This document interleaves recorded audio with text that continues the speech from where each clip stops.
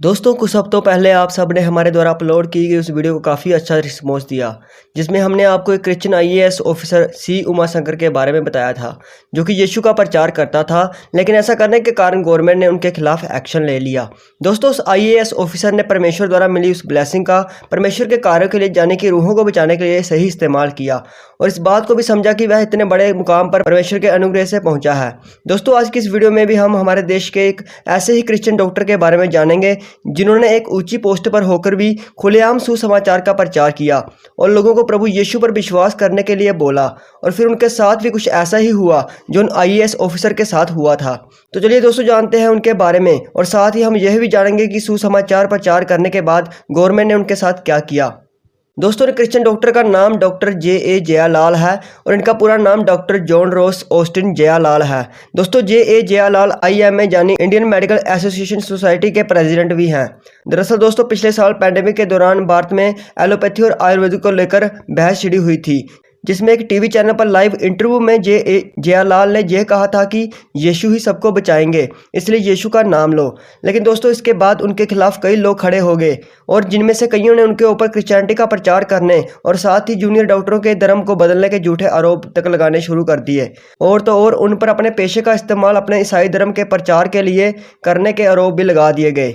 इसके अलावा high court में भी उनके खिलाफ केस दर्ज किया गया और साथ ही लीगल राइट्स प्रोटेक्शन फॉर्म, जो कि गवर्नमेंट की तरफ से एक फॉर्म है, उसने भी उनके लाइसेंस को रद्द करने की मांग कर दी और उन्हें IMA प्रेसिडेंट के पद से भी बर्खास्त करने की मांग की गई। और यहाँ तक कि हमारे देश की गवर्नमेंट भी उनके खिलाफ हो गई। दोस्तों जयालाल को सुसमाचार प्रचार करने के बाद काफ़ी ज़्यादा विरोध का और लोगों की नफरत का सामना करना पड़ा और IMA प्रेसिडेंट होने के बावजूद भी उन्होंने सुसमाचार प्रचार करने को अहमियत दी।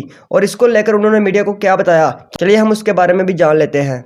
उन्होंने कहा कि भारत सरकार महामारी पीड़ितों और लॉकडाउन में लोगों की कठिनाइयों को दूर करने के लिए आगे नहीं आई है, लेकिन चर्चों ने इसका ध्यान रखा। साथ ही उन्होंने यह भी कहा था कि प्रत्येक ईसाई के सामने अवसर शानदार है। सुसमाचार प्रचार करना केवल पादरी की जिम्मेदारी नहीं है।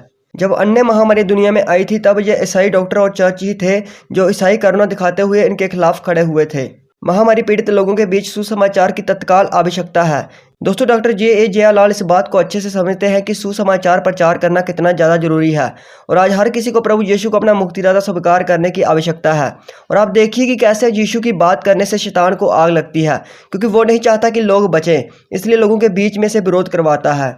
जैसा कि बाइबल में प्रेरितों के काम उसकी 3:19 में भी लिखा है, इसलिए तुम अपना मन फिराओ और परमेश्वर की ओर लौट आओ ताकि तुम्हारे पाप धुल जाएं। दोस्तों परमेश्वर विरोध करने वाले हर एक इंसान की आंखों पर शैतान के द्वारा बांधी गई पट्टी को खोलें और साथ ही उन्हें बुद्धि दें, ताकि वो भी समझे कि क्रिश्चियनिटी में धर्म का प्रचार नहीं किया जाता बल्कि परमेश्वर के वचनों का प्रचार किया जाता है। आप सबका इसके बारे में क्या कहना है हमें कमेंट सेक्शन में जरूर बताएं। परमेश्वर डॉक्टर जे.ए. जयालाल जी को और साथ ही आप सभी को आशीष दे।